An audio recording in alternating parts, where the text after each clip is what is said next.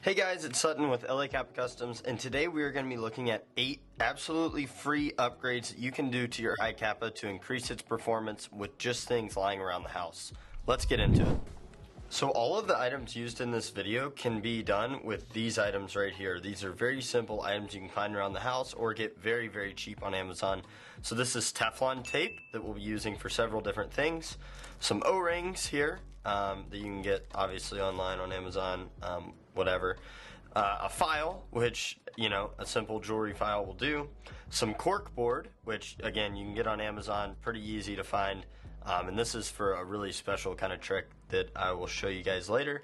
And some super glue, again, probably have this around the house. So without further ado, we're kind of going to go most simple to most complex. And it'll be a variety of things in the upper and the lower, things that you can do basically for free to increase and maximize the performance of your Hi-Capa. So without further ado, let's get into it. So the first tip I have for you involves Teflon tape and the inner barrel. And what we want to do is basically create as much compression and seal at the end of the inner barrel where it exits the hop-up unit. So what I like to do is put a bit of Teflon tape right there along the edge so that it is nicely sealed. And what this is going to do is give you more FPS and more consistent FPS because the air is not going to be able to escape out the front. So I'm going to wipe off any of that kind of factory lube that's on there. And then just put a couple wraps of Teflon tape. It really depends on your setup. You know, different outer barrels and different hop-up units may have more or less of a gap, but you can do a few wraps, test it, and go from there. So again, Teflon tape is great for these type of seals. So this seems to be fine. And now I will put the arm back, put the other side on, and we can screw it together. Obviously you don't want there to be too much of a gap, but that will increase the seal out the barrel and create no extra wiggle room for your inner barrel as well, which does help with increased accuracy and consistency too. So this is our first upgrade, very easy to do. Teflon tape around the inner barrel, and you should see some increase in performance there. It's something that you should really do on all of your competitive builds for sure. And this applies to aftermarket upgrades too. I'm just using the stock one because, you know, I want to do everything with the stock gun for this video. So this is our first upgrade. So the next very simple upgrade involves outer barrels and O-rings. So with traditional outer barrels aftermarket, there's a lot of play here. So I mean, you know, you can literally wiggle it on and off, a lot of side-to-side play. There's even play in the inner barrel, so the inner barrel can move pretty easily in here. So that's why we designed our outer barrels to have an O-ring spot in the front, like we do have installed right here. Let's see if that'll focus. We have an O-ring in the front right here, and you can put one on your inner barrel. So let's pretend this is not one of our outer barrels that has an O-ring right there. You can still help minimize this wobble by putting O-rings on your inner barrel with any aftermarket outer barrel. So pretending this is a different market one, we can put this in here, and the O-rings help a lot with stabilization. There's not as much back and forth. Obviously, not having the O-ring in the front too is not ideal, but anybody can put O-rings in their inner barrel on these fixed outer barrels and really help minimize that. Obviously with ours, you have the O-ring in the front and you can put them in the back, and there's literally absolutely no wobble that is created once you put it all together. I mean, it is one piece, and this is the ideal look you're looking for. But with any outer barrel, you can put O-rings on the inner barrel part and help with that stabilization. So another great upgrade to do there. So the next upgrade we're going to do for free is with the hop-up unit. So obviously the hop-up unit sits in here, but see how much wiggle room that has? What you can do to help minimize that is to actually place a little bit of material on this little part right here so it can't rotate. So it really depends on how you want to do it. People can do it in a variety of ways. You can put shims there, you can put a little bit of electric tape there, you can even put a little bit of cork board there. I think electrical tape is typically the easiest option. You can use Teflon tape too, it may just take a lot of layers. So I would suggest using electrical tape, something I didn't originally mention in this list, but I should have, and I'll make a note of that earlier in the video. And you can put basically tiny patches of electrical tape on here until you get rid of this wobble. So another way to do it, and how we have started to do it, is with a set screw in our hop-up unit itself. And this can help eliminate the up and down play. So here, we can put in our hop-up unit, and I've already adjusted the screw a bit. See how there's a little bit of wiggle room still? So I can keep adjusting the set screw until that wiggle room goes away. So this is a great way that we have kind of engineered our aftermarket parts to do some of these upgrades by default. And see right there, there's no wiggle room, and you can adjust it kind of accordingly, up and down, side to side. You can do the same thing on the side to side part. So people can put material on the side of their hop-up unit if there is wiggle room left and right. So see how there's a little bit of wiggle room left and right as well. People can put material on the sides, and you really want it so that when the hop-up unit goes in, there's no wiggle room whatsoever, and it is fixed and perfectly shooting straight out of the barrel. So a little electrical tape will help with that. And then for aftermarket parts, we are trying to engineer it so that it's built in with set screws and other things of that sort. So the next upgrade I want to show you is with our front sights. So with front sights, typically it can be a little loose going in there, obviously with aftermarket ones. And we tried to fix that, and the best way to do it, in my opinion, is with super glue for normal sights. So what I like to do is dab a bit of super glue on the side when I put it in and make sure it goes in easily. Then push it in and then kind of spread out the super glue, and then dab super glue on either side and then hold it down and let it set. And then, you know, you can hold it down for a while, let it set for a bit.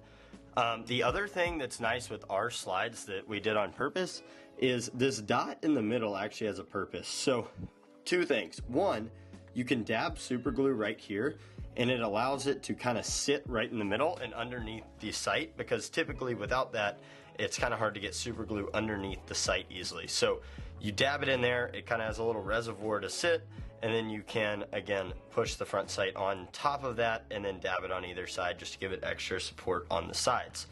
What we did with our front sight to try to kind of counteract this issue is have a set screw in the middle. And Cal does this too. They have two set screws on the sides of the front sight, but we just needed one and did one. So this set screw, what it does is it pushes the front sight up and locks it on the top of the slide.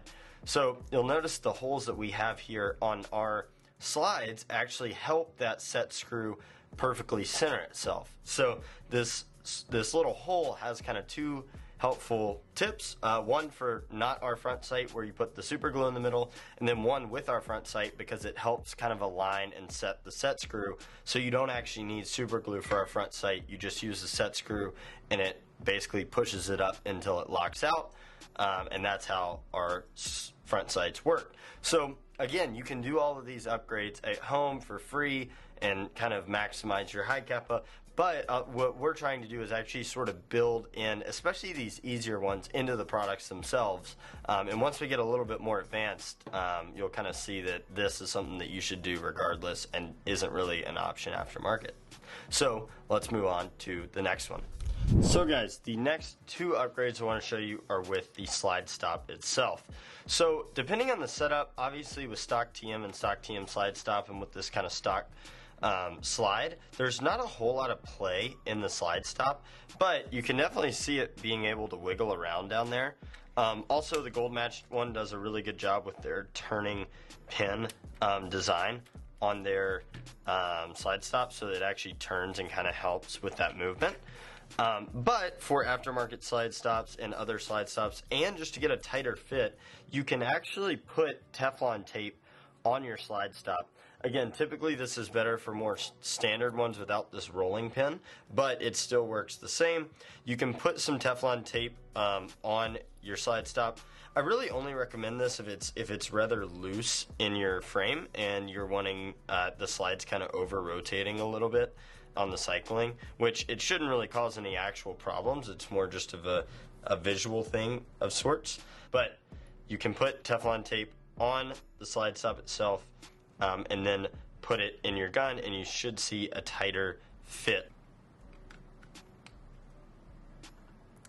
So there's a little too much material on this, so you can obviously remove it. Again, Tokimori does a good job, but you can adjust it, play with it, and it does help this sort of slide stop wiggle if you have that problem, or just want to tighten everything up and make it as good as it can be.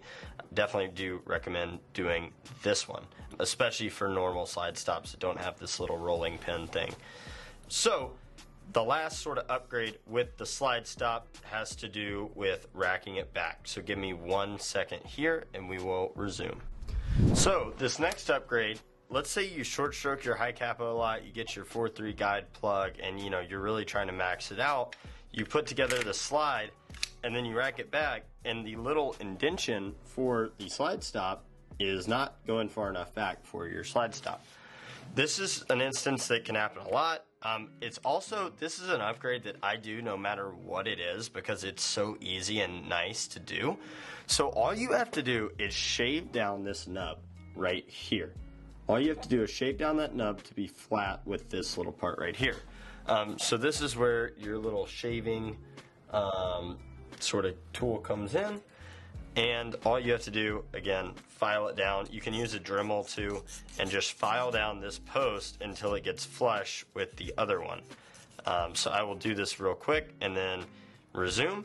Again, I recommend this for anybody to do because it doesn't decrease the performance at all. And it makes it really way easier to get your slide stop in and out. So as you can see, I shaved down this slide stop so that it is flush with this part now. And now it will go right in. I don't even have to rack the slide back. Obviously it doesn't really budge at all either. And I can easily pop it out from the other side as well, just like this, and take it out without any sort of racking back of the slide. Great for really short stroke setups, really great all around. It's just a really good thing I like to do to all of my slide stops and highly recommend. So guys, if you have made it this far in the video, we're about to get to more complex stuff. So the other stuff was pretty beginner friendly, and now we're going to dive into the lower and some of the more complex things to really maximize the performance of the trigger pull and things of that sort in your Hi-Capa. So let's get into it. So guys, this may be my most important upgrade that I see people never do time and time again. So when you upgrade your trigger, yes, this is a stock trigger, but same kind of difference, just depending on which grip you use. So many of the time it does not free fall. And what I mean by free fall is that when I put in the trigger, I can pull it up and it'll fall down. It'll free fall back down. All you have to do, push it up, it'll free fall back down. So many times with aftermarket triggers, AIP especially, Cow some of the time, it depends on the brand really, the triggers are too tight, which I don't necessarily mind because it means you can get zero little wobble once you shave it out properly. So for this one, for example, see how I push it up and it doesn't free fall back down? This is a stock trigger, but it's just the way that the stock trigger interacts with this grip in particular, since it's not for this base gun. So there's a couple different things you can do to fix this. The first is to bend your trigger bar a little bit, so you can hold the trigger like this with your thumb and your finger on the trigger, and then bend the bar up or bend the bar down and see if that helps, because sometimes it's just a slight alignment issue. But if the trigger itself is bigger than this slot, you need to shave it, and I cannot stress this enough. All you have to do is take a file like this and just go up and down on the sides. You can go back and forth too and just kind of work your way up and down the sides. You can go up, you can go on the top part of the trigger, you can go on the side part of the trigger, and sort of look to see where it's too tight and where you can see tiny bits of, like, where you can kind of see through it slightly. And I highly recommend this, because if you don't have a trigger that free falls, your trigger pull is going to be significantly harder. It's going to be kind of harder on your sear spring and resetting, and your gun may not even work if it's too tight at all. So cannot recommend enough to make your trigger free fall and shave out this part until the trigger free falls like it does here. And it's pretty easy to do. Shave a little bit at a time, look to see where it's too tight, and just kind of keep testing, adjusting your trigger bar until it free falls with an aftermarket trigger.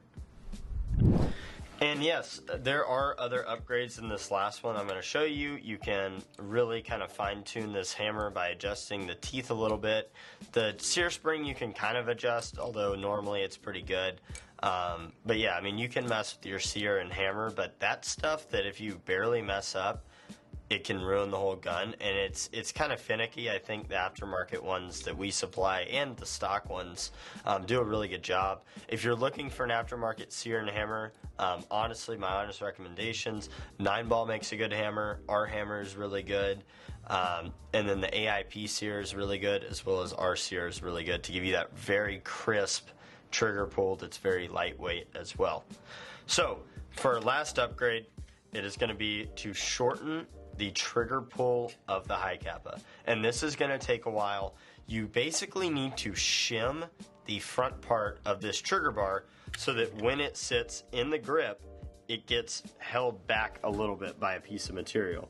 So basically it doesn't go all the way forward because a piece of material right there and or there is holding it back. And this is where the cork board comes in. This is the best material I've found for this sort of purpose. So what I like to do is take a very small piece of cork board. So, I mean, I'm ripping off a very small little chunk and then ripping it in half. So it's very small. Like, this is not a huge amount of pull, but every single trigger pull that you do will be, you know, a millimeter and a half shorter pull once you get it set up right, and it makes a world of difference. So what we're gonna do, so I've kind of gotten my piece here, a nice little chunk that I can place on the edge, and this can take some time, it can take some messing around with, but what we want to do is put a little bit of super glue to the left or right of the trigger, doesn't matter which side.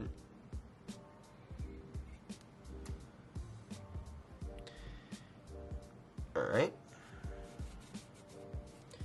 And then you want to put your cork board on that super glue and make sure that it's sitting nice and tight on it. So I give it a bit of force, push it down. You also don't want to make sure that, or you want to make sure that none of the cork board is too high or too low on the trigger bar, because that can cause weirdness with the actual flowing of the trigger bar. But obviously if you line it up so that it fits between the slots, it'll be perfectly fine.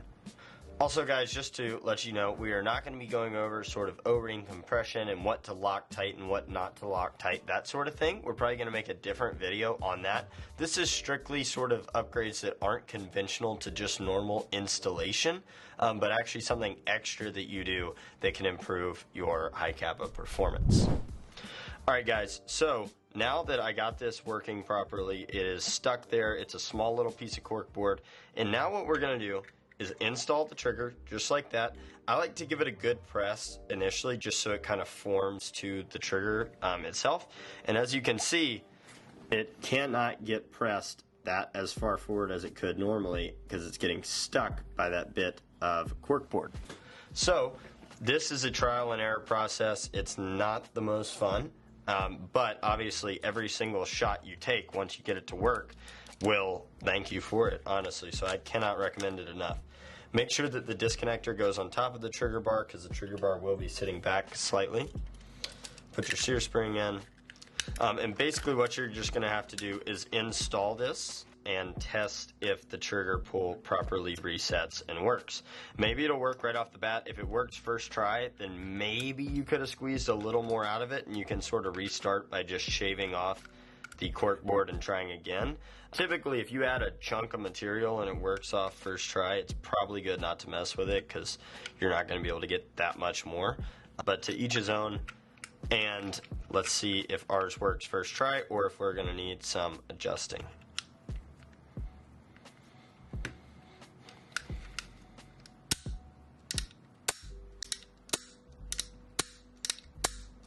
So ours actually works first try. That's awesome. Typically it doesn't happen to me. You can use a bigger chunk and, you know, see if that works or doesn't work. And how you know that it's not working is when you, well actually, yeah, we're still good. Basically how you know it's not working is when you pull the trigger bar and then you rack this back and the trigger bar can't reset the shot, if that makes sense. So when I put a slide on here, for example, and I pull the trigger and then I rack it back, if the hammer cannot go back because of the trigger bar not allowing this here spring to push it correctly, then you're going to need to shave down material. But as you can see, there is adequate room and it works perfectly, which is great to see. And just to give you a little comparison here, look at how short the original pull is of the trigger. You have to have that bit of take up always, but it is so minimal compared to what you normally get. And this is not even with an aftermarket trigger that has the adjustment screw in the back. So the adjustment screw in the back allows for no extra pull after it actuates. And then this sort of mod allows it to not have minimal take-up pull on the original trigger pull. So again, you can mess with it. You can add a bigger piece of material and then take away as needed until you get it to work, just by shaving it down. That's a really good method to do it. And so you can basically just shave down that bit of cork board little by little and keep testing and keep removing tiny amounts of material until it works, which is typically what I would do if it wasn't for the purpose of this video. Start big, shave your way down until it works, and you're going to have then the minimal amount of take up that you can get in your trigger. So guys, this has been 8 tips and tricks that you can do basically for free with items around your house to help maximize the performance of your Hi-Capa. Thank you guys for watching. I'm sure there will be other tips and tricks that people have, so feel free to leave those down in the comments. If you need any Hi-Capa parts, the way to support us is through our website, lacapacustoms.com. Be sure to like and subscribe if you enjoyed, and let us know what kind of videos you want to see next. Thanks.